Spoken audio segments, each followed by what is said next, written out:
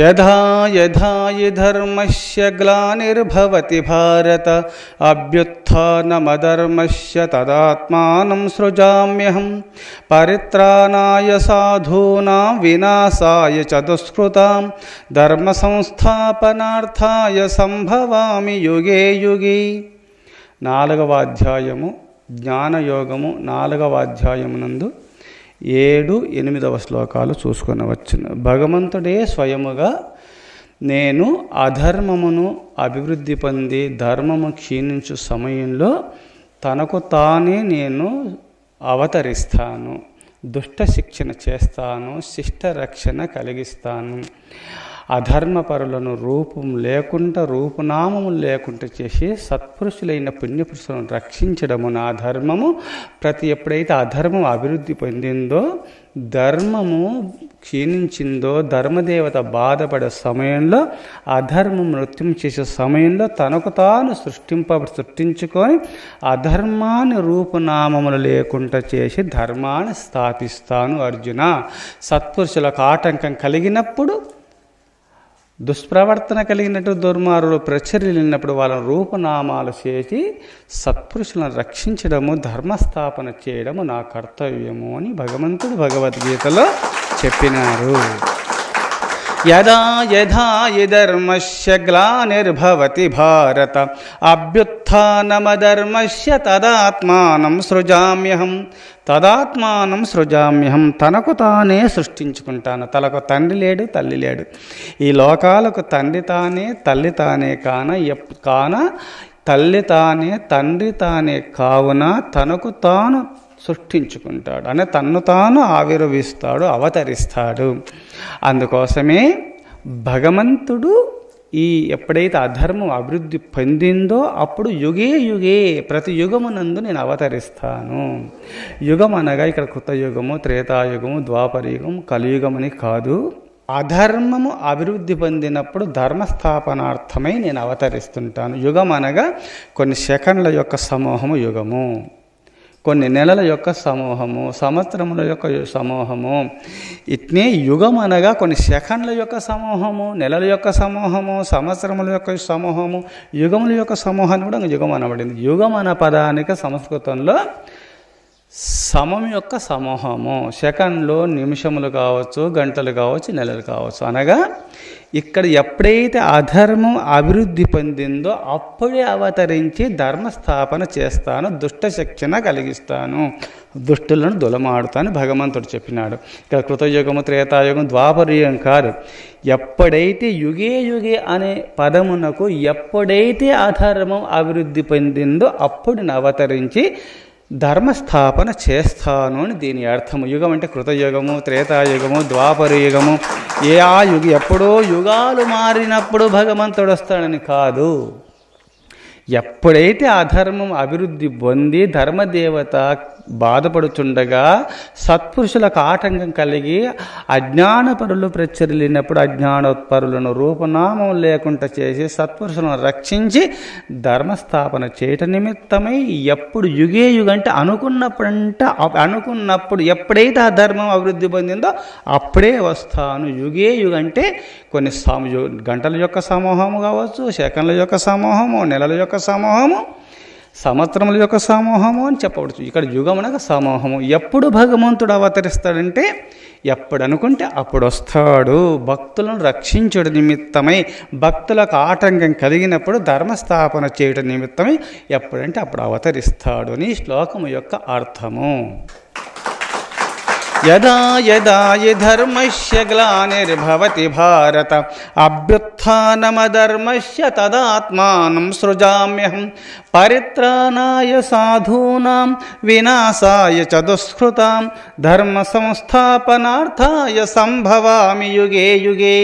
ప్రతి యుగమునందు నేను అవతరిస్తాను. సత్పురుషులకు ఎప్పుడు ఆటంకం కలిగిందో, ధర్మదేవత బాధపడిందో అప్పుడు అవతరించి సత్పురుషులను రక్షించి ధర్మస్థాపన చేయటం నిమిత్తం అవతరిస్తాను అని భగవంతుడు భక్తులకు హామీ ఇచ్చినాడు. మీరు ఎవరు భయపడవలసిన అవసరం లేదు. మీ యొక్క సత్పురుషులు మీరు కావున మిమ్మల్ని రక్షించుట నిమిత్తమై నేను వచ్చి మిమ్మల్ని రక్షిస్తానని భగవంతుడు ఈ 2 శ్లోకముల ద్వారా అభయ ప్రదానం చేసినాడు భగవంతుడు భగవద్గీతలో.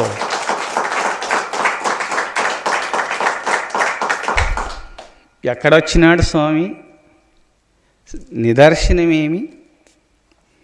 కంసాది రాజులు, ఎంతోమంది దుర్యోధనాదులు, ఎంతోమంది రాజులుగా కలిపురుషుని అంశతో దుర్యోధనుడు జన్మించేసి భూలోకంలో అసురులంతా పాతాళ లోకం నుంచి అందరూ భూలోకంలో జన్మించేసి అధర్మాన్ని అభివృద్ధి చేస్తున్నారు ద్వాపర యుగంలో. అట్టి సందర్భంలో దేవతా సమూహము మహర్షులంతా కూడంగా భక్త సమూహమంతా పరమేశ్వర శ్రీహరి వచ్చి మమ్మల్ని కాపాడు అని వేడుకున్నంత తడువే వెంటనే కృష్ణ పరమాత్మగా అవతరించినాడు. అష్టమి రోజుని ప్రొద్దున అష్టమ గర్భమున బుట్టి ఆ దేవకిన్ దుష్టుని కంసుని వధింపవే సృష్టి పరిపాలనంబు చేయగ కృష్ణ. ఈ సృష్టిని పాలన చేయట నిమిత్తమై, దుష్ట శిక్షణ చేసి శిష్టరక్షణ కలిగించట నిమిత్తమై భగవంతుడు శ్రీహరి శ్రీకృష్ణుని రూపంలో అవతరించినాడు. దుష్ట శిక్షణ చేసి శిష్టరక్షణ కలిగించుట నిమిత్తమై అష్టమి రోజున, ఈరోజు అష్టమి రోజున అష్టమ గర్భమున బుట్టి రోహిణి నక్షత్రమునందు అష్టమి తిథి రోజున అష్టమ గర్భమున బుట్టి యాదేవకిన్ దుష్టుని కంసుని వధింపవే సృష్టి పరిపాలనంబు చేయగ కృష్ణ. ఈ సృష్టిని పాలించుట నిమిత్తమై, భక్తులను పాలించుట నిమిత్తమై, భక్తులను ముక్తి కలిగించుట నిమిత్తమై ఈ రోజున కృష్ణాష్టమి, అష్టమి రోజున అష్టమి రోహిణి ప్రొద్దున అష్టమ గర్భమున బుట్టి యాదేవకిన్ దుష్టుని కంసుని వధింపవే సృష్టి పరిపాలనంబు చేయగ కృష్ణ. ఆ దేవకి వసుదేవకులకు జన్మించినాడు.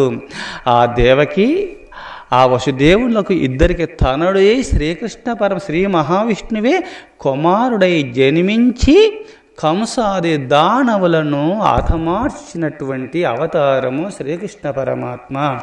అసురులు ఎప్పుడైతే భూలోకంలో అవతరించినారో శ్రీ మహావిష్ణువే మీరు మీ అంశలతో జన్మించండి ధర్మస్థాపన నిమిత్తమై అని చెప్పి దేవతా సమూహమంతా మహర్షి మండలం అంతా కూడా ఆజ్ఞాపించి దేవతా సమూహము, మహర్షి మండలము, మహర్షులు, దేవతలంతా కూడా వారి వారి అంశలతో భూలోకంలో అవతరించినారు. అసురులు ఒకవైపు, దేవతలు మహర్షులు ఒకవైపు, శ్రీ మహావిష్ణువు. అందుకోసమే మహాభారతమును యుద్ధమును స్టార్ట్ చేసేసి అధర్మాన్ని రూపునామములు లేకుండా చేసి, అధర్మ పరులను రూపులను నామములు లేకుండా చేసి ధర్మాన్ని స్థాపించినాడు. అర్జునుని పంచపాండవులను నిమిత్త మాతలుగా పెట్టుకొని ధర్మస్థాపన చేసినాడు కృష్ణ పరమాత్మ. కంసాది దానవులందరి శిశుపాల దంతవక్త్రాది దానవులందరినీ రాక్షసులను మొత్తం కూడా దొలుమాడినాడు, ధర్మస్థాపన చేసినాడు కృష్ణ పరమాత్మ. అష్టమి రోజుని ప్రొద్దున నష్టమ గర్భమున బుట్టి ఆ దేవకిన్ దుష్టుని కంసుని వధింపవే సృష్టి పరిపాలనంబు చేయగ కృష్ణ. కృష్ణాని ప్రార్థన చేస్తే చాలు, దేవుడు తక్షణమే అప్పుడే వచ్చి కాపాడుతాడు. భక్తులు ఏమేమి కోరుకుంటారో, ఏది కావాలనో అది ప్రసాదిస్తాడు. ఆ కృష్ణ నీవే తల్లివి తండ్రివి, నీవే నా తోడు నీడ నిజముగ సకుడవు, నీవే గురుడవు దైవము, నీవే నా పతియు గతియు నియముగ కృష్ణ.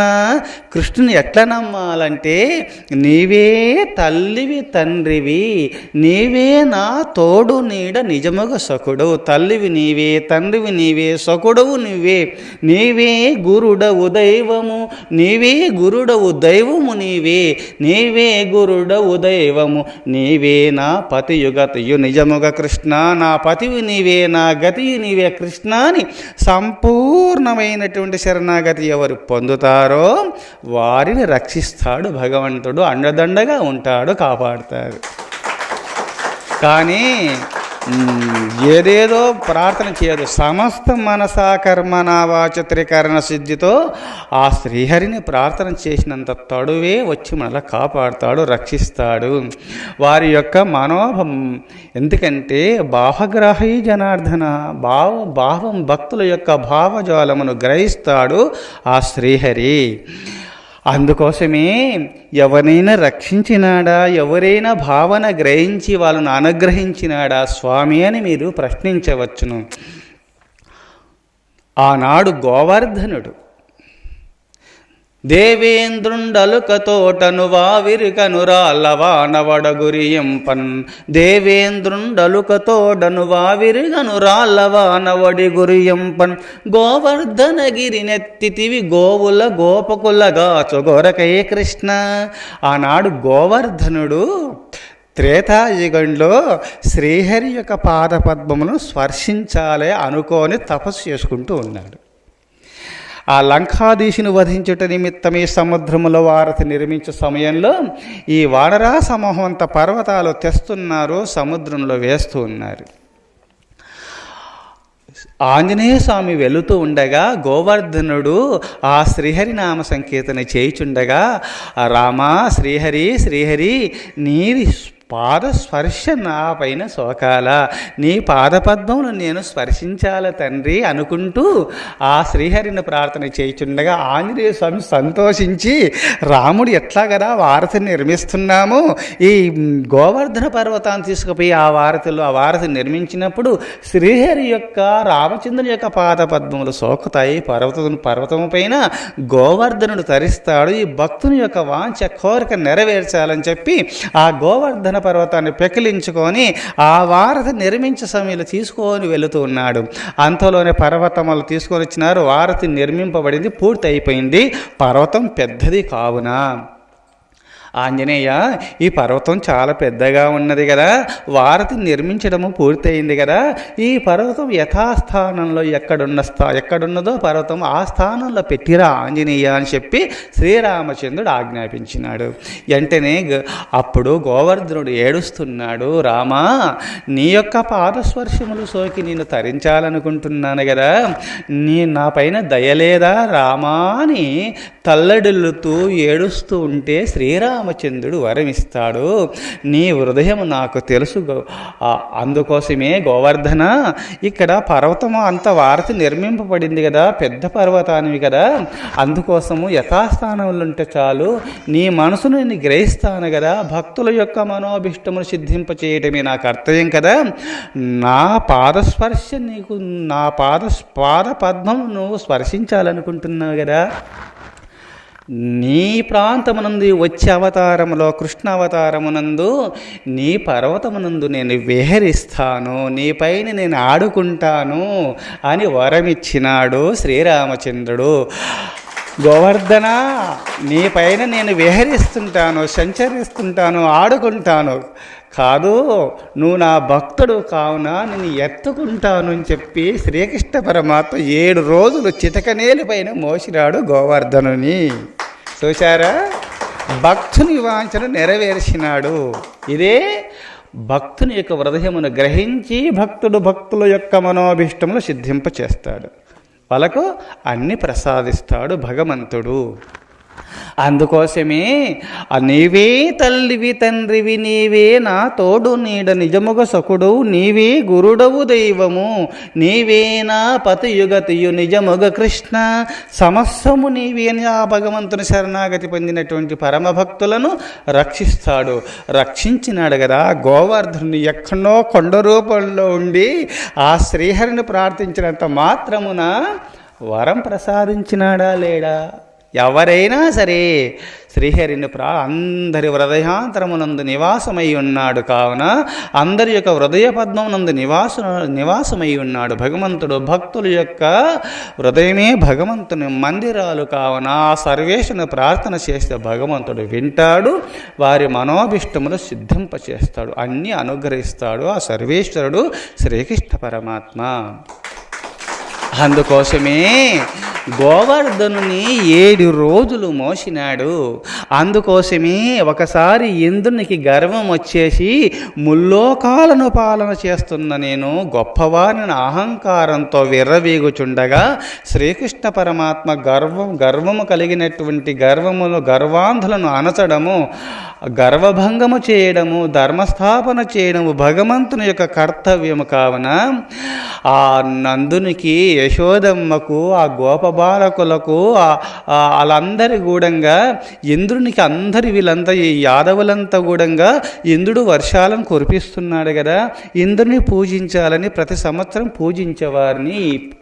పూజించేవారిలో ఇంద్రుణ్ణి, ఇంద్రాది దేవతలను పూజించేవారు ఈ యాదవులంతా. ఆ ఇంద్రుని కొంచెం అహంభావన పెరిగినందువల్ల అహంకారమును తొలగించాలనే భావన చేత పసిపిల్లలకు కొంచెము చేష్టలు సరిగా లేకపోతే ఇది సరికాదని కొట్టి సన్మార్గ ప్రవర్తకుల తల్లిదండ్రులు ఎలా చేస్తారో జగద్గురువైన శ్రీకృష్ణ పరమాత్మ ఇంద్రునికి జ్ఞానోపదేశం చేయటం నిమిత్తమే అహంకార మమకారములు అణచి సన్మార్గములు తీర్చిదిద్దుట నిమిత్తమై ఇంద్రుని సత్ప్రవర్తన సదాచార సంపన్నుడిగా సన్మార్గ ప్రవర్తకుడుగా తీర్చిదిద్దుట నిమిత్తమై ఆడిన నాటకం. ఇంద్రునికి ఎందుకు పూజ చేస్తారమ్మా నాయన? నేనే కదా దేవుణ్ణి. చిన్నప్పుడు పూతను సంహరించినాడు, శకటాసురుని సంహరించినాడు, పర్ణాసురుని సంహరించినారు, బకాసురుని సంహరించినారు, వీళ్ళందరూ గార్ధభాసురుని సంహరించినారు. ఇవన్నీ ప్రశ్నోత్తర కార్యక్రమంలో అడగండి.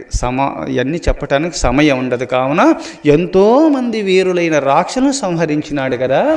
మరి ఇవన్నీ లీలలు చూసినారు. కాళీయుని యొక్క గర్వం అణచినాడు. ఇవన్నీ లీలలు మీరందరూ చూసినారు కదా. నేనే దేవుణ్ణి, నన్ను పూజించండి. లేదా ఈ గోవర్ధన పర్వతము పరమభక్తుడు, పోయిన జన్మ భక్తుడు కదా, రామావతారంలో వరమిచ్చినాడు, నన్ను ప్రార్థన చేస్తున్నాడు అని తెలుసుకొని పరమభక్తుడైన ఈ గోవర్ధనుని పూజించండి. ఎందుకంటే గోవులు పచ్చికనిస్తున్నాడు, గోవులన్నీ కూడా పచ్చిక మేస్తున్నాయి, మనం విహరిస్తున్నాము. ఒక అన్ని కూడా ఈ అరణ్యంలో ఆహార పానీయములు మనకు పుష్కలంగా దొరుకుతున్నాయి గోవర్ధను యొక్క గోవర్ధన పర్వతం యొక్క అనుగ్రహం వల్ల. ఎందుకంటే గోవర్ధన పర్వతం పైన గోవులు మేస్తున్నాయి, పచ్చికలు, మనకు ఎన్నో ఆహార పానీయముల నిమిత్తం ఫలాదులను కోసుకుంటున్నాము. అన్యం తినుబండారములు మనకు గోవర్ధనుడు ఇస్తున్నాడు కదా. ఈ ప్రాంతమంతా గోవర్ధనుని స్వాధీనంలో ఉంది కదా. ఈ గోవర్ధన ప్రాంతంలో మనం ఉన్నావు కావున గోవర్ధనుని పూజించండి, ఇందుని పూజించొద్దు అనగానే అందరూ గోవర్ధనుని పూజిస్తున్నారు. కృష్ణ పరమాత్మను పూజించగానే ఇందునికి అహంకారం వచ్చేసింది.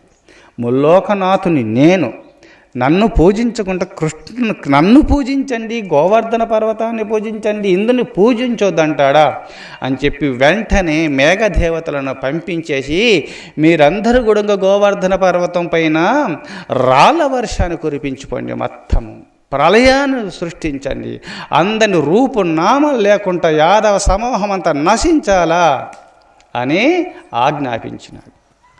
దేవేంద్రుండలుకతోడను వావిరిగను రాళ్ళవానవడి గురియంపన్ గోవర్ధన గిరినెత్తితివి గోవుల గోపకులగాచు గొరకై కృష్ణ. ఆ గోవర్ధన పర్వతమును ఈ కృష్ణ పరమాత్మ 7 సంవత్సరాల వయస్సు అప్పుడు చిటిక నేలుపైన 7 రోజులు ఎత్తుకున్నాడు గోవర్ధన పర్వతుని. గోవర్ధన పర్వతమును భక్తుని 7 రోజులు తన పైన ఎత్తుకొని మోసినాడు. 7 రోజులు 7 సంవత్సరముల ప్రాయంలో 7 రోజులు ఏకధాటిగా రాళ్ళ వర్షాన్ని కురిపించినాడు ఇంద్రుడు. అట్టి సమయంలో గోవర్ధన పర్వతమును 7 రోజులు మోసినాడు పరమభక్తుణ్ణి. భక్తులను రక్షించుట నిమిత్తమై నదులు పొంగుతున్నాయి, యమునా నది పొంగుతున్నది, రాళ్ళవర్షము కురుచుతుండగా యాదవులు రూపునామము లేకుండా నశించాలని ఇంద్రుడు కుట్రతో చేసినప్పుడు కృష్ణ నువ్వు దేవునివి కదా, మమ్మల్ని రక్షించు కృష్ణ అన్నంత మాత్రమున గోవర్ధన పర్వతాన్ని, అన్నా బలరామ ఈ గోవర్ధన పర్వతాన్ని పెకిలించంటే అలాయుధము ద్వారా నాగల ద్వారా పెకిలించి లేపగానే అవలీలగా ఎత్తినాడు కృష్ణ పరమాత్మ. 7 రోజులు మోసినాడు. 7 రోజులు కురిపించి కురిపించి కురిపించి ఇందునికి అలసట కలిగింది. ఒక్కరు సావడం లేదే, ఒక్కరు కూడా ఒక్క చుక్క ఒక బిందువు కూడా వాళ్ళ పైన పడలేదు, ఎవ్వరికి కూడా హాని కలిగించలేదు. ఇది ఏమిటని చెప్పి ఈ విషయం గ్రహించి ఈయన చిన్న పిల్లవాడు ఏమి గోవర్ధన పర్వతాన్ని ఒక చిటకనేలు పైన 7 రోజులు రాళ్ళ వర్షము నేను కురిపిస్తూ కుంభవృష్టిని కురిపించుచుండగా వీళ్ళని కాపాడినంటే దేవదేవుడైన శ్రీహరి అని చెప్పి వచ్చి పాదాక్రాంతుడే, కృష్ణ నన్ను రక్షించుము కృష్ణ, నా తప్పు నేను తెలుసుకున్నాను, ఇంకెప్పుడు తప్పు చేయనని చంపలేసుకున్నాడు ఇంద్రుడు. అందుకోసమే ఇంద్ర నువ్వు పొరపాటు చేయకు, నిన్ను శిక్షించలే కాదు, నీ గుణపాఠం ఈ విధంగా కలిగించినాను. నువ్వు అధికారివి కావున చిన్నవాళ్ళను శిక్షించినందువల్ల పాపం వస్తుంది. దీనుల యందు కరుణ కలిగి, దీనుల యందు కరుణ కోటి వ్రతముల కన్నా మిన్నా. దీనుల యందు కరుణ కలిగి ఉండాలా, వాళ్ళని హింసించకూడదు. వాళ్ళని హింసించినందువల్ల పాపం వస్తుంది సుమా. ఇంద్రునికి జ్ఞానోపదేశం చేసి పంపిస్తాడు కృష్ణ పరమాత్మ. అందుకోసం అందరినీ కాపాడినాడు. గోపబాలకులను, గోపికలను, ఆ బృందావనాన్ని అంతా కూడా రక్షించినాడు శ్రీకృష్ణ పరమాత్మ. కృష్ణ, ఇంద్రుడు మమ్మల్ని బాధ పెట్టుచున్నాడు, రక్షించు అని అన్నంత మాత్రముననే గోవర్ధన పర్వతాన్ని ఎత్తి అందరినీ కాపాడినాడు. 7 రోజులు ఊడంగా చిటకనేలిపోయిన గోవర్ధన పర్వతాన్ని మోస్తూ 7 సంవత్సరాల ప్రాయంలో 7 రోజులు కూడా ఏకధాటిగా వర్షాలు కురుస్తున్నప్పటికైనా వీళ్ళందరూ కూడా వంటలు వండుకుంటున్నారు, భోంచేస్తున్నారు, ఆడుతున్నారు, గోవులు మేస్తూనే ఉన్నాయి, అన్ని పనులు జరుగుతూనే ఉన్నాయి. ఇంద్రుడిని తల వంచుకునేలాగా చేసినాడు దేవదేవుడైన కృష్ణ పరమాత్మ. ఆ భగవంతుని కాపాడు అని, రక్షించుము అని మనసాకర్మణ వా చిత్రీకరణ శుద్ధితో స్మరణ చరణు వేడితే సారు, స్మరిస్తే చాలు, రక్షిస్తాడు ఆ భగవంతుడు. శ్రీహరి కాపాడు అంటే చాలు, వెంటనే రక్షిస్తాడు. ఎవరినైనా రక్షించినాడా? ఆనాడు సుగ్రీవుడు వెంటనే వెళ్ళి, రామా మా అన్నయ్యనటువంటి వాళ్ళు నన్ను బంధించినాడు, బాధ పెడుతున్నాడు, నన్ను కాపాడు అన్నంత మాత్రముననే అభయం ప్రసాదించినాడు. వాళ్ళని వధించినాడు. కిష్కింధానగరమునకు రాజును చేసినాడు శ్రీరామచంద్రుడు. శరణు సుగ్రీవుడు వేడినంత మాత్రముననే దివిజేంద్ర సూతిని జంపియు రవిశుతిని రక్షించినావు రఘురాముడవై, ద్విజేంద్ర సుతిని గాంచయు రవిశుతిని బరి మార్చినావు రణమున కృష్ణ. కృష్ణ, ఆనాడు నన్ను రక్షించుము అన్నంత మాత్రమున, సుగ్రీవుడు నీ శరణాగతి పొందినంత మాత్రమున ఇంద్రసుతుడైనటువంటి దివిజేంద్ర సుతిని జంపియు రవిశుతిని రక్షించినావు రఘురాముడవై. ఆనాడు అహంకారపరుడైనటువంటి వాలి నాకన్నా మించిన వారు లేరని గర్వాంధుడై సుగ్రీవుని బాధ పెట్టు సమయంలో శ్రీహరిని, శ్రీరామచంద్రుని శరణాగతి పొందినంత మాత్రమున వాలిని వధించి కిష్కింధానగరమునకు రాజును చేసినాడు శ్రీరామచంద్రుడు. అర్జునుడు కృష్ణ నన్ను రక్షించుమని శరణాగతి పొందినంత మాత్రమున కర్ణును వధించేసి అర్జును రక్షించినాడు. దివిజేంద్ర సుతిని జంపియు రవిశుతిని రక్షించినావు రఘురాముడవి. రామావతారంలో ఇంద్రుని యొక్క కుమారుడైనటువంటి వారిని వధించినాడు, సూర్యుని యొక్క కుమారుడైనటువంటి సుగ్రీవుని రక్షించినాడు. శ్రీరామ అవతారమునందు, కృష్ణావతారమునందు కృష్ణ నన్ను రక్షించని చెప్పి దివిజేంద్ర సుతినిగాంచు ఇంద్రుని యొక్క కుమారుడైనటువంటి వరపుత్రుడైనటువంటి అర్జునుని రక్షించినాడు. సూర్యుని యొక్క వరపుత్రుడైనటువంటి కర్ణుని వధించినాడు. రణరంగంలో అర్జునుని కాపాడినాడు. దివిజేంద్ర సుతిని జంపియు రవిశుతిని రక్షించినావు రఘురాముడవై. దివిజేంద్ర సుతుని గాంచుయు రవిశుతుని బరి మార్చినావు రణమున కృష్ణ. కృష్ణుని లీలలు అమోఘములు. శరణాగతి పొందితే చాలు వాళ్ళ రక్షిస్తాడు. తనకు ఆటంకం కలిగిస్తున్నటువంటి అజ్ఞాన పరులను రూపుమాపుతాడు భగవంతుడు. ఇదే చరిత్ర మనకు నిదర్శనము. కృష్ణ రక్షించు అని శరణాగతి పొందినంత మాత్రమున భగవంతుడు కాపాడుతాడు. నన్ను రక్షించు అంటే చాలు రక్షిస్తాడు. ఇంక ఎక్కడైనా చరిత్రలు ఉన్నాయా? మనం చెప్పుకుంటూనే ఉన్నాము. ఆనాడు భక్త ప్రహ్లాదుడు శ్రీహరి నన్ను రక్షించు రక్షించు అన్నంత మాత్రమున రక్షించినాడా లేదా? అంతటా ఉన్నాడు. ఎక్కడున్నాడు శ్రీహరి అని హిరణ్యకశ్యపుడు అడుగుచుండగా అంతటా ఉన్నాడు భగవంతుడు. లేని చోటు లేదు తండ్రి అన్నాడు. లేడు శ్రీహరి, లేనే లేడు. నిన్ను ముల్లోకమును యందు వెతికినాను, శ్రీహరి ఎక్కడ అవుపడలేదు, లేనే లేడు అంటాడు. శ్రీహరి లేని చోటు లేదు తండ్రి అని కుమారుడు అంటాడు. లేడు, ఉంటాడాక అవుపడతాడు కదా. నువ్వు అజ్ఞానమనే అంధకారంలో ఉన్నావు. జ్ఞానజ్యోతిని వెలిగించుకో. జ్ఞానజ్యోతి వెలిగాలంటే శ్రీహరి పాదపద్మములు స్మరణ చేస్తూ శ్రీహరి పాదపద్మను సంపూర్ణంగా నమ్మిన పరమ భక్తులకు జ్ఞానజ్యోతి వెలుగుతుంది.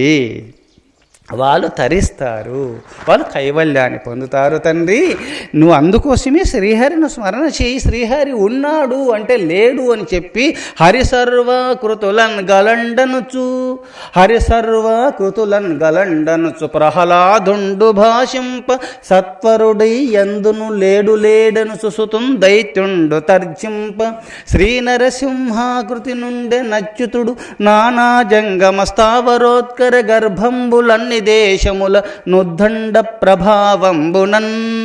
ఆనాడు భక్త ప్రహ్లాదుడు ఉన్నాడు, శ్రీహరి ఉన్నాడంటే లేడని తండ్రి వాదిస్తున్నాడు. ఉన్నాడని కుమారుడు వాదించుచుండగా, లేడు అన్నప్పుడు ఉన్నాడు. ఎక్కడున్నాడు అంటే అంతటా ఉన్నాడు. అంతటా ఉన్నప్పుడు ఈ స్తంభంలో ఉన్నాడా? అంతటా ఉన్న దేవుడు ఈ స్తంభంలో ఉన్నాడా తండ్రి? అంతటా ఉన్నటువంటి దేవుడు ఈ స్తంభంలో కూడా ఉన్నాడు తండ్రి అనగానే, ఆ స్తంభాన్ని కొట్టగానే నరసింహారూపమును ధరించి, నరసింహాకార రూపమును ఒక నరరూపము సగము, సింహరూపము సగముగా నరసింహుడై హిరణ్యకశ్యపుని అందమందింపచేసినాడు కదా, భక్తుని రక్షించినాడు కదా. భక్తుడు ఉన్నాడు, అంతటా ఉన్నాడని వాదించినందువల్ల లేడని హిరణ్యకశిపుడు వాదించుచుండగా, అంతటా ఉన్నాడు పిపీలికాది బ్రహ్మ పర్యంతము, భగవంతుడు లేని చోటు లేదు అని భక్త ప్రహ్లాదుడు అనగానే, భక్తుని యొక్క వాంఛ కోరిక నెరవేర్చుట నిమిత్తమే నరసింహాకార రూపంలో పిపీలికాది బ్రహ్మ పర్యంతము, చీమ మొదలుకొని బ్రహ్మదేవుని వరకు, ఒక గడ్డిపోస మొదలుకొని ఏమి ఆ సత్యలోకము వరకు కూడా సర్వత్రా నిమిడీకృతమై ఉన్నాడు శ్రీహరి నరసింహాకార రూపంలో. హరిసర్వకృతులన్ గలండనుచు ప్రహ్లాదుండు భాషింప, హరిసర్వకృతులన్ గలండనుచు ప్రహ్లాదుండు భాషింప సత్వరుడై ఎందును లేడునుచు సుతుం దైత్యుండు తర్జింప శ్రీ నరసింహాకృతి నుండే నచ్యుతుడు నానా జంగమ స్థావరోద్గర గర్భంబులన్ని దేశముల ఉద్దండ ప్రభావంబునన్. నరసింహాకార రూపాలు అంతటా ఉన్నాడు కదా. దిక్కవ్వరు ప్రహ్లాదునకు, ఎవరు దిక్కు? ఎవరినైనా వేడుకున్నాడా? ముల్లోకాలను జయించినటువంటి ఆ బ్రహ్మ ద్వారా వరాన్ని పొందినటువంటి హిరణ్యకశ్యపుడు చిన్న పసిపాపను హింసిస్తూ ఉన్నాడు. ఎవరు దిక్కున్నాడు? ఆ శ్రీహరి తప్ప ఎవరు దిక్కులేరు. మీరు అనుకుంటున్నారు భక్తునికి భగవంతుడు తప్ప ఎవరు దిక్కుండారు. ఇది సత్యము. ఆ భగవంతుడు నమ్ముకున్నప్పుడు ఆ శ్రీహరి దిక్కుగా ఉంటే అంతా మనకున్నట్టే. ఆ శ్రీహరి అనుగ్రహం లేకపోతే ఏమీ లేనట్టే. దిక్కవ్వరు ప్రహ్లాదునకు, దిక్కవ్వరు పాండుసుతుల దీనులకెప్పుడున్, దిక్కవ్వరయ్య అహల్యకు, దిక్కవ్వరు నీవేగాక దిక్కగు కృష్ణ. ఆ ప్రహ్లాదునికి ఎవరయ్యా దిక్కు? నువ్వేగరా భక్త ప్రహ్లాదుని కాపాడినావు. ఆ పంచపాండవులకు ద్రౌపదీ మాతకు ఎవరు దిక్కు? కృష్ణ, నువ్వే కదా. కృష్ణ రక్షించు అనగానే ద్రౌపదిని కాపాడినావు. కృష్ణ మమ్మల కాపాడు అన్నంత మాత్రమున పాండవులను అరణ్యవాసంలో ఉన్నప్పుడు సర్వత్రా వాళ్ళు పుట్టింది మొదలుకొని వాళ్ళు వచ్చిన ఎక్కడి నుంచి వచ్చినారో ఆయా అంశాలతో అవతరించి ఆ అంశాలు ఐక్యమయ్యే వరకు కూడా ఆ వచ్చిన దారిని అనగా ఇంద్రుని అంశతో, వాయుదేవుని అంశతో, దిక్పాలకుల అనగా అశ్విని దేవతల యొక్క అంశతో, యమధర్మరాజు అంశతో వాళ్ళు అవతరించినారు కదా. వారి అంశాలు అవతరించినప్పటి నుండి వాళ్ళ అవతారము పూర్తయ్యే వరకు కాపాడింది నువ్వే కదా కృష్ణ. వాళ్ళను నిన్ను నమ్ముకున్నారు కావున వాళ్ళని కాపాడుతూ వచ్చినావు. భక్తులు నమ్మిన వారికి సొమ్ము, నమ్మని వారికి దుమ్ము అన్నారు. నమ్మితే చాలు. నమ్మినాడు. దిక్కవ్వరు ప్రహ్లాదునకు దిక్కవ్వరు పాండుసుతుల దీనులకెప్పుడు. దీనులకు శ్రీహరి రక్షించని దీనభావనతో, మన దీనభావనతో ప్రార్థించాలి, నువ్వే దిక్కని. కానీ మనకు నా కొడుకున్నాలే, జ్వరం వస్తే నా భార్య ఉందిలే, నా భర్త ఉన్నాడే, బంధుజనులు ఉన్నారని ఆ భావంతో ఉండకూడదు. అందుకోసమే సన్యాసం అన్నాడు. అందరిని వదిలి ఒంటరికి వెళ్ళిపోయి ఏకాంతంలో ఉండాలి. ఎవ్వరు దిక్కు ఉండకూడదు, దేవుడు తప్ప. జ్వరం వచ్చినా, అన్నం వండినా, నీరు లేకున్నా, అన్నము లేకున్నా, సర్వావస్థల యందు ఒంటరిగా ఉంటే ఎవరు దిక్కులేరు కదా, దేవుడు తప్పని మనసు ఏకాగ్రత నిష్ఠతో సర్వేశ్వరుని ధ్యానం చేస్తాం. ఇది ఎవరైనా మనసు ఏకాగ్రత కలగాలంటే ఒంటరిగా ఉండి, అందరిని వాళ్ళు ఒంటరిగా పోయినప్పుడు నీ మనసు సర్వేశ్వరుని వైపోతుంది. పక్కలో ఎవరైనా ఉంటే ఆపదకాలంలో వాళ్ళు రక్షిస్తారులేనే భావన కలుగుతుంది. అందుకోసమే మహర్షులందరూ కూడా అరణ్యవాసం చేయడము, అనగా గుహలలోకి వెళ్ళి ఒంటరిగా తపస్సు చేయడము, ఆ సర్వేశ్వరుని ధ్యానం చేస్తూ సర్వేశ్వరుని యందు నిష్ఠ పెట్టి ఆ సర్వేశ్వరుని కరుణాకటాక్షాన్ని పొందే లోకహితమై ఆధ్యాత్మిక సంపదను అందిస్తూ మానవాళ్ళని ఉద్ధరిస్తున్నారు మహర్షులెల్లరూ. నీ మనసు ఏకాగ్రతతో సర్వేశ్వరుని ధ్యానం చేయాలని ఒంటరిగా ఒక్కరే ఉండాలి. స్వామి నువ్వు బ్రహ్మచారి అన్నీ వదిలేసినావు, సరిపోయింది, నీకు తగును, మేము బంధంలో ఉన్నాం కదా, భార్య పిల్లలు బంధుజాలముల యందు మధ్యలో ఉన్నాం కదా అని మీరు ప్రశ్నించవచ్చు. మీరు ఎక్కడుండినా సరే, మాతా నాస్తి పితా నాస్తి నాస్తి బంధు సహోదర అర్థం నాస్తి గృహం నాస్తి తస్మాత్ జాగ్రత్త జాగ్రత్త అన్నారు మన మహర్షులు. అంత బ్రహ్మసత్యం జగత్ మిథ్య అనే భావన చేత మీకు భగవంతుడు ఒక వరం ఇచ్చినాడు. కావున బ్రహ్మచారులకు బ్రహ్మచర్యాశ్రమం అనే వరము, గృహస్థులకు గృహస్థాశ్రమ ధర్మం అనే వరమును, వానప్రస్థులకు వానప్రస్థాశ్రమ ధర్మం అనే వరమును, సన్యాసులకు సన్యాసాశ్రమ ధర్మాన్ని వరంగా ప్రసాదించినాడు. ఎవరి ధర్మం వాళ్ళు కరెక్ట్గా పాటిస్తే చాలు, వాళ్ళకు భగవంతుడు కైవల్యాన్ని ప్రసాదిస్తాడు. ఇంట్లో ఉండినా సరే, సర్వేశ్వర నాకు ఈ పని అప్పచెప్పినామని చెప్పి ఒక రూమ్ ఏర్పాటు చేసుకొని 4 గంటలు లేచి ధ్యానం చేసుకుంటూ ఆ శ్రీహరిని ప్రార్థన చేసుకుంటూ మీరు విహరిస్తూ ఉండండి. హరినామ సంకీర్తన చేసుకుంటూ, శివనామ సంకీర్తన చేసుకుంటూ, గురుదేవులు చెప్పిన వాక్యములు మననం చేసుకుంటూ ధర్మ మార్గంలో పయనిస్తూ దైవ చింతన చేసినటువంటి పుణ్యపురుషులకు వాళ్ళు సంసారంలో ఉన్న సన్యాసులైనట్టే, వాళ్ళు సంసారంలో ఉన్న సన్యాసము స్వీకరించిన వారవుతారు. వాళ్ళు కైవల్యాన్ని పొంది తీరుతారు. వాళ్ళు ఈ జన్మలోనే తరిస్తారు. దిక్కవ్వరు ప్రహ్లాదునకు దిక్కవ్వరు పాండుసుతుల దీనులకెప్పుడు. దిక్కవ్వరయ్య హల్యకు దిక్కవ్వరు నీవేగాక దిక్కవు కృష్ణ. ఆనాడు పాండవులు కృష్ణ నన్ను రక్షించు, ఆనాడు భక్త ప్రహ్లాదుడు రక్షించు అనగానే నరసింహాకారంలో వచ్చేసి నరసింహ రూపమును ధరించి శ్రీహరి భక్తుని రక్షించినాడు కదా, హిరణ్యకశిపును అంతమొందింప చేసినాడు కదా. పాండుకుమారులు అనగా పాండురాజు కుమారులైనటువంటి పంచపాండవులను సర్వత్రా ద్రౌపదీ మాతను కాపాడుతూ వచ్చినారు కదా. రణరంగంలో భీష్మాచార్యుల వారిని దుర్యోధనుడు వెళ్ళి, తాత నువ్వు మహాప్రతిజ్ఞ చేస్తే నువ్వు ఒక స్వచ్ఛంద మరణం ఉంది, నీకు మృత్యువే లేదు, నువ్వు అనుకున్నప్పుడే మరణించగలుగుతావు, అట్టి వరం నీ తండ్రి నీకు ప్రసాదించినాడు కదా, నువ్వు అనుకుంటే పంచపాండవులకు లెక్కన నువ్వు పక్షపాత యుద్ధం చేస్తున్నావని చెప్పి కఠినోక్తులు పలుకుతాడు దుర్యోధనుడు భీష్మాచార్యుల వారిని. ఆ కఠినోక్తులు విని సహించుకోలేక, దుర్యోధన నువ్వేం కోరుకుంటావు కోరుకంటే రేపటికల్లా పంచపాండవులక శిరస్సులు నాకు అర్పించాల తాత, రేపు సూర్యాస్తమయం లోపల పంచపాండవులక తలలు నాకు అర్పించాలి అని కోరుకుంటాడు దుర్యోధనుడు. పాప బుద్ధి కలిగిన దుర్యోధనుడు భీష్మాచార్యుల వారిని. సరే దుర్యోధన సరే అని మాట ఇస్తాడు. వెంటనే ద్రౌపది మాత ఏడుస్తుంది. పితామహులైనటువంటి భీష్మాచార్యుల వారు అనుకుంటే ఏదైనా సాధిస్తానికి అడ్డు లేదు. నా పతిదేవుల శిరచ్ఛేదన చేస్తాడు, నా మాంగళ్యమును రక్షించే కృష్ణ అని ఏడుస్తూ ఉన్నది. పంచపాండవులు ఏడుస్తున్నారు, కృష్ణ ఇంకా మేము ఏం చెయ్యలేము. పితామహుడైనటువంటి భీష్మాచార్యుల వారు ప్రతిజ్ఞ చేస్తే ఆయనకు తిరుగులేదు. మేము దీనులము కృష్ణ రక్షించు అనగానే కృష్ణ పరమాత్మ ప్రత్యక్షమే, సరే మీరు ఊరుకోండి, నేను రక్షిస్తాను కదా, నా పైన భారం వేసినారు కదా, మీకు ఎందుకు ఆ దిగులు అంటాడు. ఆయన ప్రతిజ్ఞ చేసినాడంటే చేసుకుంటూ చేసుకొని, నేను ప్రతిజ్ఞ చేసినాను కదా నేను రక్షిస్తాను. అప్పుడుండి అన్నా నువ్వు కాపాడాలా, నువ్వు మాట అన్నావు, మాకు నమ్మకం ఉంది, కావున రక్షించంటే అమ్మా నీ పతిదేవులను రక్షిస్తాను, అయితే నేను చెప్పినట్టు ఒక మాట నువ్వు వినాలి. అన్నా నువ్వు చెప్పినట్టు మేము వింటూనే ఉన్నాం కదా, అయితే ఇది జటిలమైన పరీక్షమ్మా.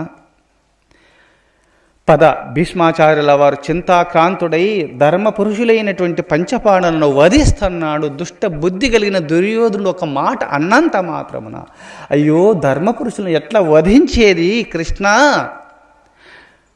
పాపపురుషుడైనటువంటి దుర్యోధనాదులకు మాట ఇస్తేనే, పాంచపాండవులను సంపుతా నేను వధిస్తానని మాట ఇస్తుంది కదా, తల్లడిలుతూ చింతాక్రాంతుడై తన సౌధమునందు తన మందిరమునందు చింతాక్రాంతుడై నిద్ర పట్టక తిరుగుతూ ఉన్నాడు ఇటు అటు. కృష్ణ పరమాత్మకు అన్ని తెలుసు కావున ద్రౌపదీ మాతను ఎంట పెట్టుకొని ఆ సౌధమునకు మందిరమునకు వెళ్ళుచుండగా, ద్రౌపదీ మాత రాజమాత కావున కొంచెం చెప్పులు, పూర్వకాలంలో చెప్పులకు అద్దాలు పెట్టుకునేవాళ్ళు, గజ్జలు పెట్టుకునేవాళ్ళు, శబ్దం వచ్చేలాగున పెట్టుకుంటే వాళ్ళు కోటీశ్వరులు ధనవంతులను ఒక అర్థం. ఆ రాజమాత కావున కొంచెం శబ్దం వచ్చేటి చెప్పులు, శబ్దం వచ్చేలాగున కొంచెం గజ్జలు అవి ఉన్నాయి కావున అవి నువ్వు నడుస్తుంటే ఎవరో వస్తున్నారని చెప్పి ఇటువైపు నిన్ను గ్రహిస్తాడమ్మా, అందుకోసం చెప్పులు వదిలి ముసుగు వేసుకొని వెళ్ళాలను. వెళ్ళి ఆ భీష్మాచార్య వారు ఇటు అటు తిరుగుతున్నాడు కావున ఆయన పాద నమస్కారం చేసుకోమ్మా, ఆయన ఆశీర్వదిస్తాడు అని చెప్పగానే కృష్ణ పరమాత్మ సలహా మేరకు చెప్పులు అక్కడ వదిలేసింది. నువ్వు ముందు వెళ్ళండి అమ్మా, నేను వెనక వస్తాను, ముందు వెళ్ళండి అని చెప్పి ద్రౌపది మాత చెప్పగానే వెళ్ళింది. భీష్మాచార్యుల వారి పాద నమస్కారం చేసుకుంటుంది. ఎవరిని చూస్తలేడు, పోయి ఇటటు తిరుగుతుండగా ఆ ఇలు అలా తిరుగుతుండగా వెళ్ళి పాదాక్రాంతి అయి నమస్కారం చేసుకోగానే అప్పుడు సుమంగళీ భవ అని ఆశీర్వదిస్తాడు భీష్మాచార్యుల వారు ద్రౌపది మాతను. ఆమె చిరునవ్వులు చిందిస్తూ ముసుగు తీస్తుంది ద్రౌపది మాత. అయ్యో నేను దుర్యోధను యొక్క భార్య అనుకున్నాను, నువ్వా అమ్మా, నేను పంచపాండవులను సంపుతాను దుర్యోధనుకు మాట ఇచ్చినాను, ఇప్పుడు మళ్ళీ ఈ రూపంలో వచ్చి నీకు మాట ఇచ్చిన సుమంగళీ భవాని. నేను ఏం చేసేది ఇంకా తల్లడిల్లుతున్నాడు. ఇదంతా ఎవరు, జగన్నాటక సూత్రధారి అయిన కృష్ణుడే ఈ నాటకం ఆడిస్తున్నాడు అనుకొని తల్లడిల్ల సమయంలో కృష్ణ పరమాత్మ ద్రౌపదీ మాత యొక్క చెప్పులను శబ్దమవుతాయమ్మా అక్కడ పెట్టిపో అని చెప్పి ముందు పంపించినాడు కదా. ద్రౌపదీ మాత నమస్కారం చేసుకున్న తర్వాత భీష్మాచార్యుల ద్వారా ఆశీర్వాదము ఇప్పించిన తర్వాత ఆ చెప్పులు తీసుకొని ద్రౌపదీ మాత భక్తురాలు కావున ఆ భక్తురాలు యొక్క చెప్పులు నెత్తిలో పెట్టుకొని భీష్మాచార్యుల వారి యొక్క సౌధములోకి ప్రవేశిస్తాడు. ఆ నెత్తిపైన చెప్పులు పెట్టుకొని వస్తున్నాడు. భీష్మాచార్యుల వారు చూస్తున్నారు. ఎందుకంటే ముందే చెప్పినాడమ్మా, నేను చెప్పినట్టు వినాలా అని చెప్పినాడు కదా. అన్నయ్య నా చెప్పులు నువ్వు ముట్టొద్దు అన్నప్పుడు ద్రౌపది మాత, అమ్మ నేను ముందే చెప్పినాగా నువ్వు వెళ్ళండి, నీ చెప్పులు నేను తీసుకొని వస్తా పదా అని చెప్పినాడు. ద్రౌపది మాతను పంపించినాడు. ఆ చెప్పులు నెత్తిపైన పెట్టుకొని వస్తున్నాడు. ఎందుకంటే ముందే మాట తీసుకున్నాడు ద్రౌపది మాత ద్వారా, నేను చెప్పినట్టు వినాలా, నాకు ఎదురు పలుకొద్దు. ఆ చెప్పులు నెత్తలో పెట్టుకొని వచ్చుచుండగా భీష్మాచార్యుల వారు చూసి, కృష్ణ అక్కడ దుర్యోధను నేను మాట ఇచ్చినాడు పంచపాండవులను వధిస్తానని, ఈనాడు ద్రౌపదీ మాతకు నేను వరం ఇచ్చేలాగున చేసినావు, ఎట్లా వధించేది, జగన్నాటక సూత్రధారివి కదా అని బాధపడుతూ ఆ చెప్పులు ఎత్తుకొని వస్తుంటే, ద్రౌపది మాత చెప్పులు నెత్తలు పెట్టుకొని వస్తుంటే కొంచెం నవ్వి, కృష్ణ నీకు ఎందుకు ఆ చెప్పులు మొయ్యవలసిన అవసరం నీకు ఏమొచ్చింది అంటాడు భీష్మాచార్యుల వారు. భీష్మాచార్య, ఈ 14 భువనాలను, ఈ పెట్టెలను, ఈ 14 భువనాలను మోస్తున్నాను, ఈ చెప్పులు నాకు బరువా అన్నాడు కృష్ణ పరమాత్మ. అన్ని లోకాలను మోసే దేవుని చెప్పులు బరువా, నాకు ఏదో మొయ్యాలనుకున్న మోసినాను అంతే. భక్తుల యొక్క పాదధూలంటే భగవంతునికి అంత ఇష్టమట. అందుకోసమే భక్తురాలైనటువంటి ద్రౌపది మాత యొక్క పాదరక్షలను మోసినాడు ఒక ప్రేమ ద్వారా. భక్తులను రక్షించుట నిమిత్తమే ఏ పైనైనా చేస్తాడు భగవంతుడు, భక్తులను రక్షించుట నిమిత్తమే. అందుకోసమే దిక్కొవ్వరు ప్రహ్లాదునకు దిక్కొవ్వరు పాండుసుతుల దీనులకెప్పుడున్, దిక్కొవ్వరయ్య అహల్యకు ఆ పాండవులను రక్షించినాడు, భక్త ప్రహ్లాదును రక్షించినారు. ఆనాడు అహల్యమాత పతిదేవుడు శపించగా ఇంద్రుడు ఏదో తెలిదక్కువ చేష్టల ద్వారా అహల్యను పతితను చేయాలని వచ్చినప్పుడు ఆమె విషయం గ్రహించి ఇంద్రునికి జ్ఞానోపదేశం వచ్చి కోడి పుంజై ఇంద్రుని ఎంటబెట్టు, ఇంద్రుడు అగ్నిదేవుని కోడి పుంజుగా చేసుకొని ఆ మహర్షి గౌతమ మహర్షి యొక్క ఆశ్రమంలో కోయించగా ఏదో తెల్లబారింది, బ్రహ్మ ముహూర్తం వచ్చిందని చెప్పి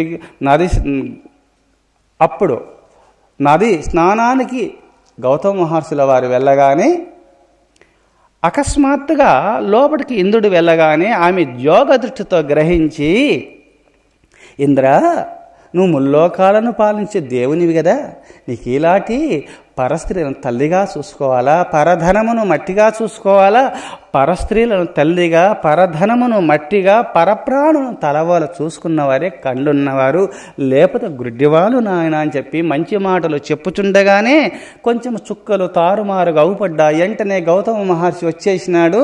వెంటనే ఇంద్రుని గ్రహించి, ఇంద్ర ఏ స్త్రీని ఆశించుట నిమిత్తమే, ఏ వస్తువును ఆశించుట నిమిత్తమే వచ్చినావో నీ వల్ల నిండా అట్టి వస్తువులు అట్టి యోనులవునుగాకని శపించేసి నువ్వు సహస్రాక్షుడవై ఉండుదుగాకని శపించేసినాడు. ఇందుని శపించేసినాడు. సర్వభక్షకుడవై పోదుగాని అగ్నిదేవుని శపించినాడు. బ్రహ్మ విష్ణు మహేశ్వరులను ఇంద్రుడు అగ్నిదేవుడు ప్రార్థించగా వాళ్ళందరూ వచ్చేసి, గౌతమ మహర్షి ఆ లోకాలను పాలించే వాళ్ళు ఏదో పొరపాటు చేసినారు, ఆశీర్వదించనగా ఏ యోనిని ఆశించి వచ్చినావో నీ ఒళ్ళు నిండా ఓ యోనులవునుగాక, లోకానికి అవుపడకుండునుగాక, సహస్రాక్షుడవై నువ్వు కీర్తిగాంచుతావు అంతేని వరమిస్తాడు. సర్వభక్షుడవై అన్ని భక్షించినప్పటికీ ఏ దోషము నీకు అంటకుండునుగాకని అగ్నిదేవునికి వరమిస్తాడు గౌతమ మహర్షుల వారు. అహల్య, నిన్ను శపిస్తున్నాను, నువ్వు బండవై పడిపోవాలి, ఆకలి దప్పులు లేకుండా, శీతోష్ణములు లేకుండా, మానవ మాత్రలకు ఎవరికై అవుపడకుండా బండవై పడిపోయి ఆ శ్రీహరిని, ఆ రామనామమును జపం చేసుకుంటూ ఉండు అని శాపన పెట్టి అరుణాచలం వెళ్ళిపోతాడు.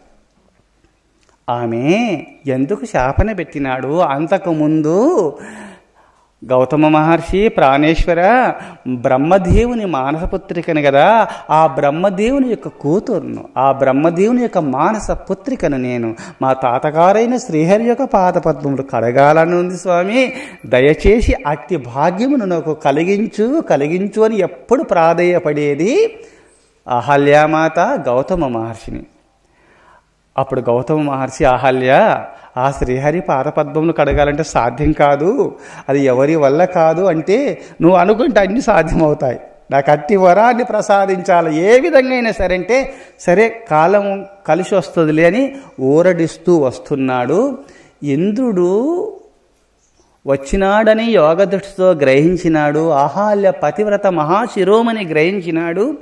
అహల్య మాత తపస్సు చేస్తేనే సర్వేశుని యొక్క కరుణాకటాక్షాన్ని పొందుతారని తెలుసుకొని ఒక నామమాత్రములొక ఒక తప్పు ఉన్నట్టుగా కల్పించుకొని ఇంద్రునికి శాపన పెట్టి అహల్య నువ్వు బండవై పడిపోదుగాక, ఆకలి దప్పులు లేకుండా శీతోష్ణములు నీకు కలుగకుండునుగాక, ఆకలి దప్పులు లేకుండా మానవ మాతృలకు ఎవ్వరికి అవుపడకుండా బండవై పడిపోయి నీవు ఆ శ్రీహరిని, ఆ శ్రీహరి ఆ రామావతారమున రానున్నారు, ఆ రామనామ జపం చేసుకుంటూ ఉండు అని అంటాడు.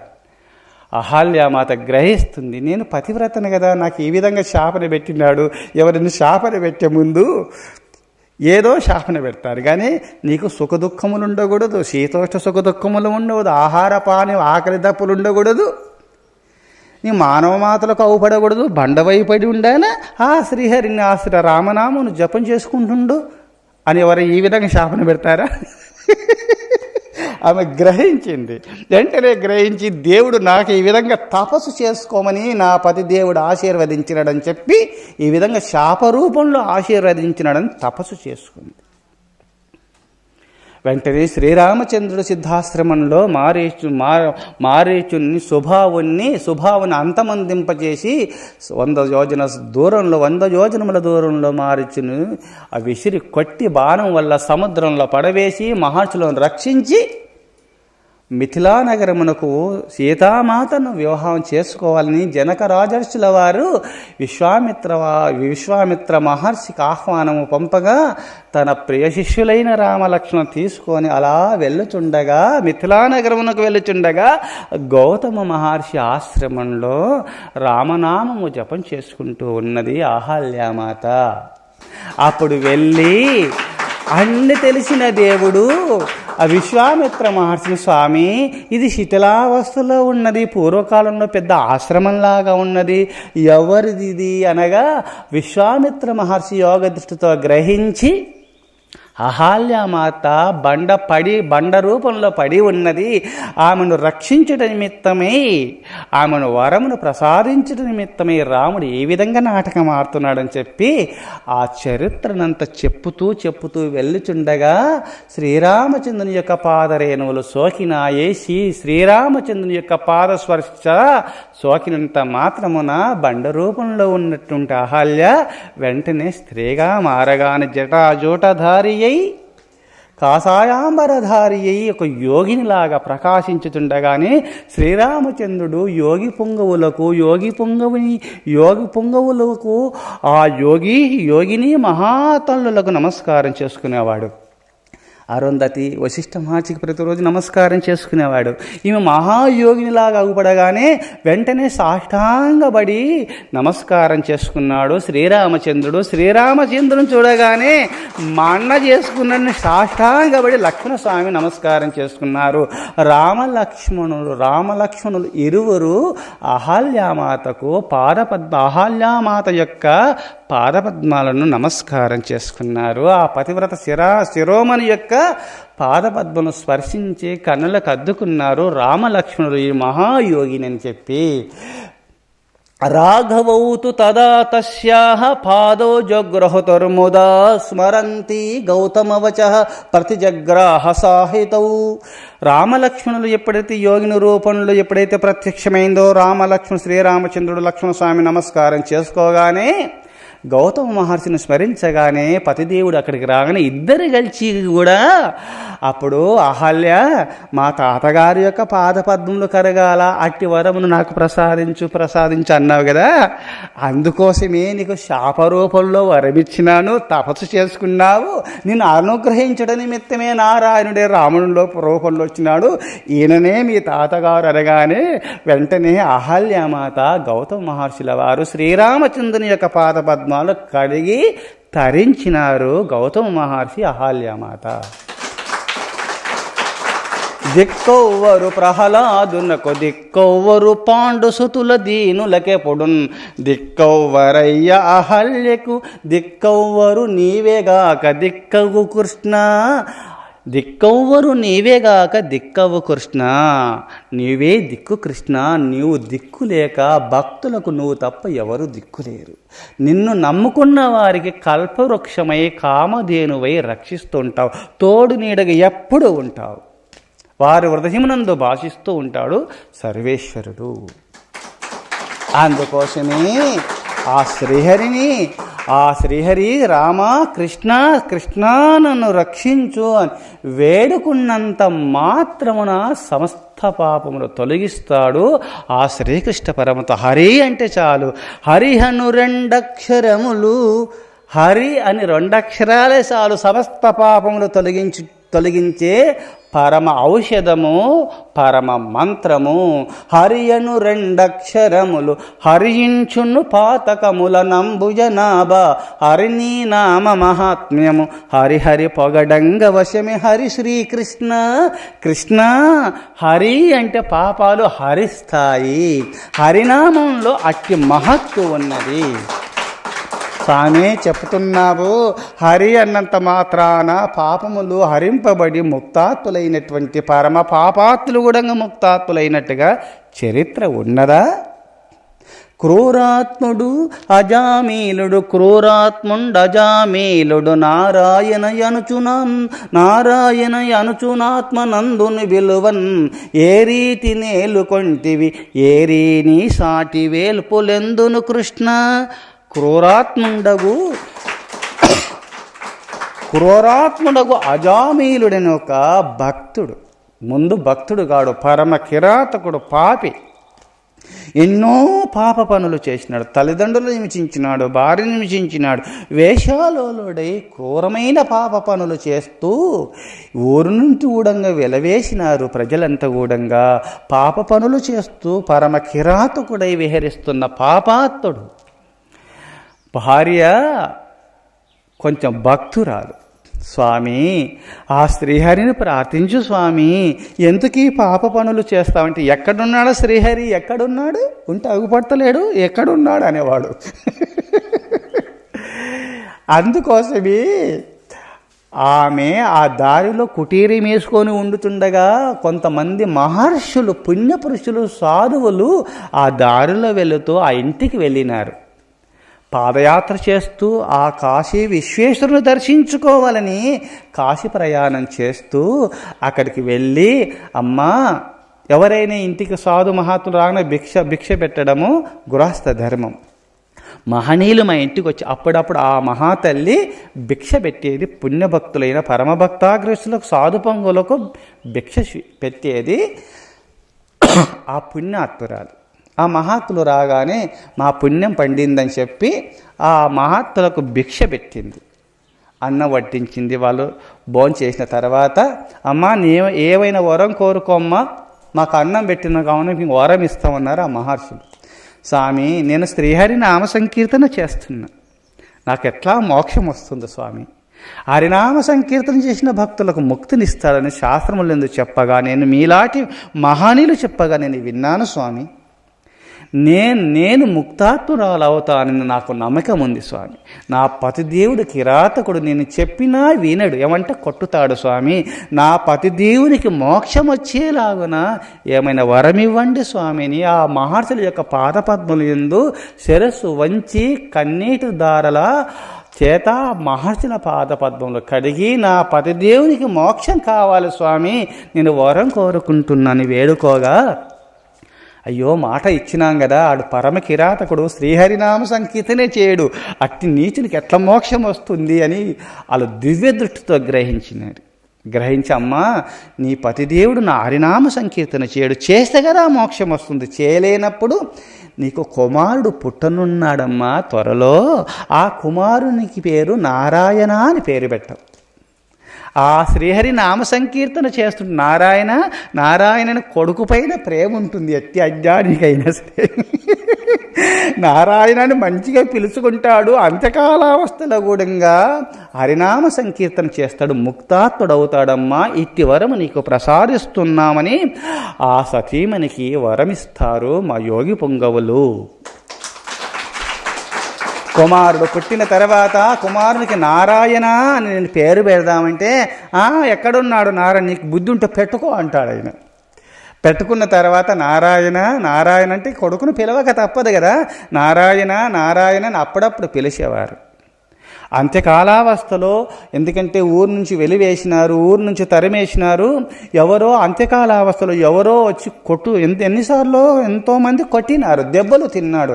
అంత్యకాలావస్థలో యమదూతలు వచ్చి కొట్టుతుంటే ఎవరో నన్ను వచ్చి కొట్టుతున్నారు, నారాయణ నా కుమారా నువ్వు నాకు పెద్దగా ఉండుంటే నాకు తోడుగా ఉండేవారివి, ఈ దొంగలను తరిమి కొట్టేవాళ్ళం నారాయణ, నువ్వు పెద్దగా ఎప్పుడు పెద్దగా అవుతావు నారాయణ అనగానే శ్రీహరికి నేను పెద్దవాడినే కదా, పుట్టుకుంటే కదా పెద్ద కావడానికి.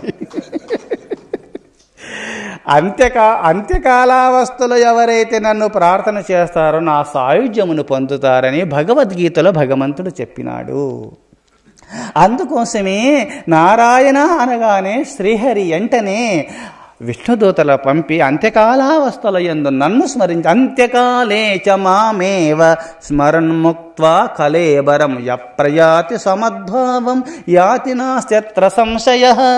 అంత్యకాలావస్థలో అర్జున ఎవరైతే నన్ను ప్రార్థన చేస్తారో, అంత్యకాలావస్థలో నన్ను ప్రార్థన చేసినటువంటి భక్తులు ఆఖరులు నన్నే చేరుతారు. శరీరం ఉండగా నన్ను ప్రార్థన చేస్తే నన్ను పొందుతారు. అప్పుడు పొరపాటు జరిగి అంత్యకాలావస్థలో ఒక వరం ఇచ్చినాడు. ఇప్పుడు నన్ను చేయకున్నా సరే అంత్యకాలావస్థలో ఆఖరిలో నన్ను స్మరించిన నా సాయుధ్యమును ప్రసాదిస్తున్నాడు భగవంతుడు. భక్తులపైన ఎంత ప్రేమనో తెలుసుకోండి మీరు. అందుకోసమే భగవంతుడు కరుణించి వరమిచ్చినాడు. అంత్యకాల అవస్థలో అజామీలుడనే భక్తుడు నన్ను భక్తుడు కాడు, అప్పుడు భక్తుడైనాడు.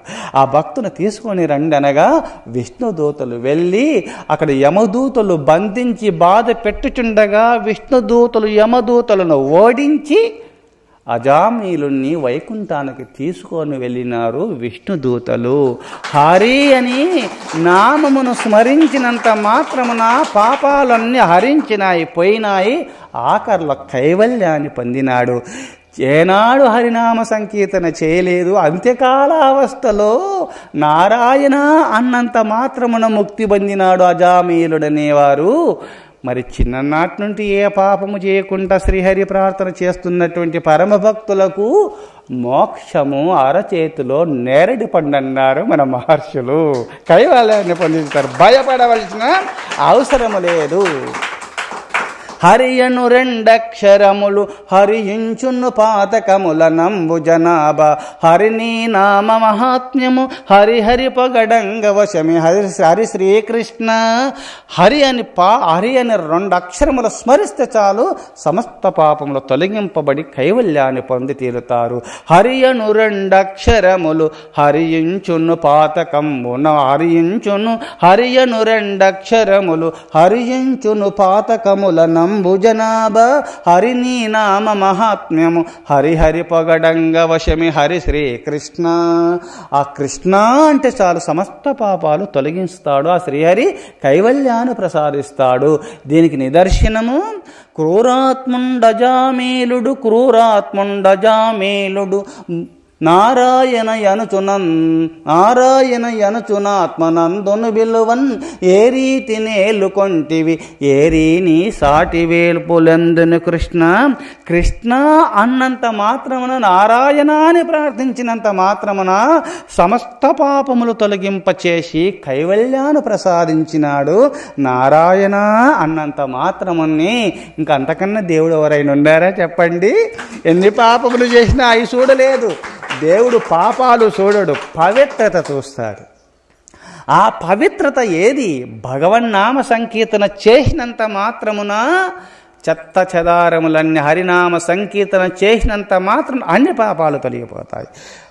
చిన్నప్పటి నుంచి అప్పుడొక్క కర్ర పాపమనే పాపాలనే కర్రలు చెత్త చెదారము కుప్పలుగా పెట్టుకున్నారు.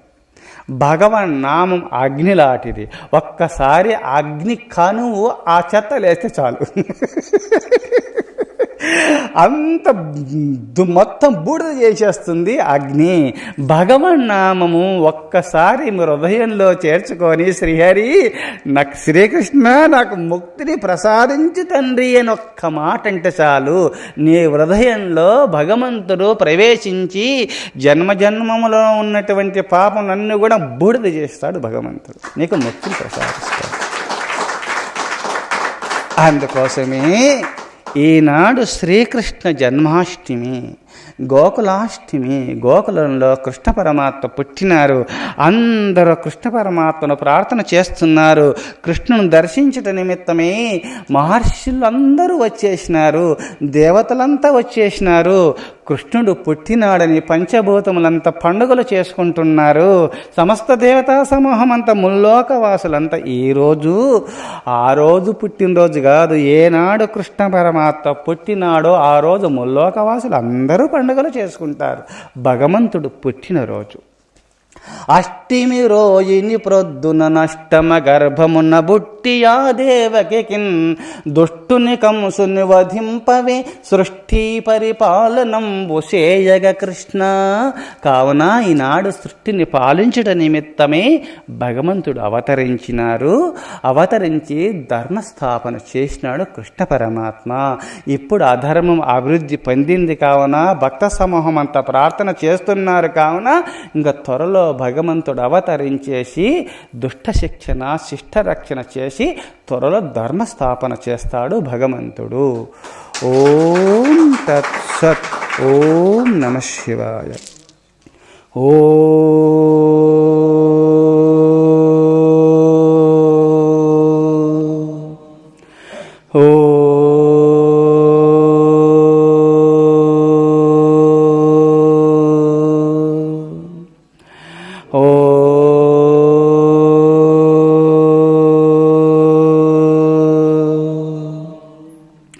ఓం సహనావవతు సహనో భునక్తు సహ వీర్యం కరవావహి తేజస్వినావధేతమస్తు మా విద్విషావహి.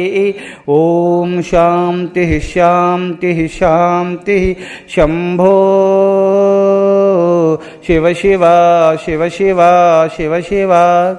నారాయణ నారాయణ నారాయణ. ఓ దైవమతము ప్రతిష్ఠితమగునుగాక, కరుణామతము వృద్ధి నొందునుగాక, శాంతిమతము స్థాపితమగునుగాక, సత్యమతము స్థిర ప్రతిష్ఠిత నందునుగాక, సనాతన ధర్మమతము ఉద్ధరింపబడునుగాక, ఋషిమతము వర్ధిల్లునుగాక, స్వాతంత్ర్యమతము జయించునుగాక, జ్ఞానమతము వ్యాపకమగునుగాక, కలిమతము అంతరించునుగాక, అహింసావృతము స్థిరస్థాపితమగునుగాక. ఓం తత్సత్. ఓం నమః శివాయ. ఓం బ్రహ్మచారి మహర్షి సద్గురు శ్రీ శ్రీ శ్రీ ప్రేమానంద స్వాముల వారికి శ్రీకృష్ణ జన్మాష్టమి కావున కింద ఒట్లు కొట్టేది ఉంది. కావున సమయం అక్కడ ఉపయోగించుకుందాం. ఇక్కడ సమయం ఇంకా ఉపన్యాసం ఇంతతో ముగించినాను. కావున కింద ఒట్లు కొట్టేది ఉంటుంది. అందరి కిందికి పోయి కృష్ణ పరమాత్మ చిన్నప్పుడు ఒట్లు కొట్టినాడు, పాల కుండలు పగలు కొట్టినాడు. కానీ పాలకొండలు పొగలగొట్టే అధికారం మనకు లేదు. భగవంతునికి టెంకాయలు కొడదాం మనం. కావున ఈనాడు టెంకాయలు కట్టుకొని భగవంతుడు ఆ పైనున్నాడు. కావున ఈనాడు టెంకాయలు కొట్టుకుంటూ అమ్మలు దద్దోజనం పట్టుకుంటూ ఆ భగవంతుని యొక్క ప్రసాదంను స్వీకరించి మీరందరూ తరించాలని కోరుతూ మరి ఓం తత్స. ఓం నమః శివాయ.